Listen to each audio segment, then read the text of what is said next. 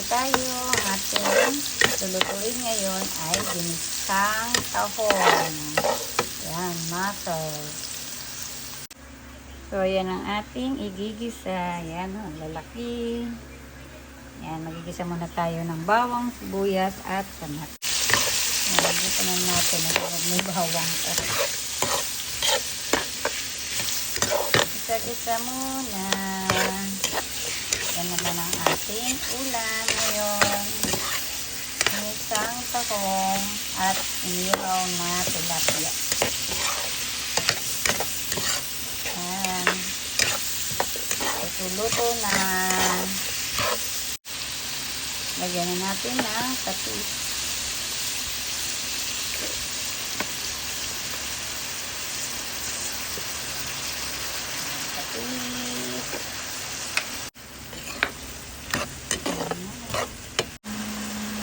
So, okay na ang ating ginisa. Lagyan na natin ang ating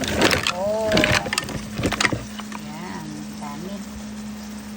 Yan, ang gusto din ng mga anak ko, ang tahong. Lalo na si Ate Sandy. Ayan, lalagyan naman natin ngayon. So, ngayon lalagyan na natin siya ng nawasan ng Amerika. Yan, ang ating sabaw. Lagyan natin ng maraming sabaw. Yan, kain lang natin kumulo. Ating ginisang tahong. So, ayan, kumukulo na.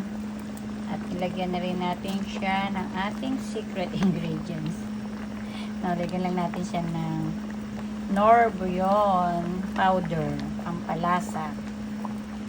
Yan. Kung ayaw nyo gumamit ng MSG, gamit na lang kayo ng bouillon powder. Yan ang ating ginisang tahong. Nilagyan din natin siya ng ating paboritong spinach. Malaki, di ba? Sarap. Sarap na naman ang ating ulam. Kayo, ano ba ang inyong ulam ngayon dyan? Ng lunch or dinner? Yan. Comment nyo ang inyong mga ulam. Yan ang ating ulam ngayon. Ang ginisang tahong. So, konti pang pakulo. Then, lagay na natin ang ating spinach. And then, tapos na. Luto na ang ating pang-partner sa ating ginisang tahong, ang inihaw na tilapia. So, yan.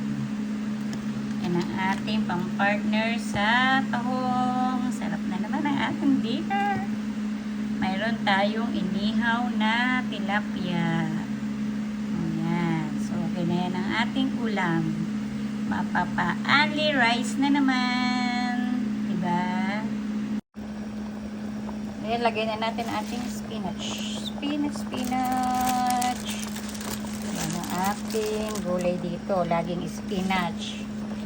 Ayan. Ayan, tambakan natin ng more spinach. At masustansya yan. Ayan, good yan. Ayan na ang ating ginisang tahong. Ayan, lapit na siyang maluto. Hindi natin kailangan lutuin masyado ang ating spinach. Ayan.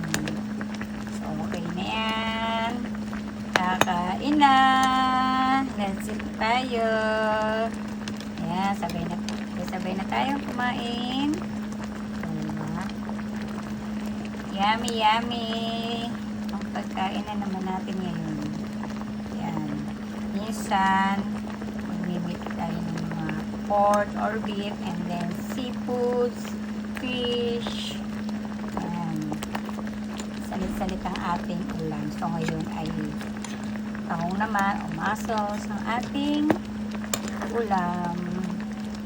So, okay na to. Let's eat. Thank you guys for watching.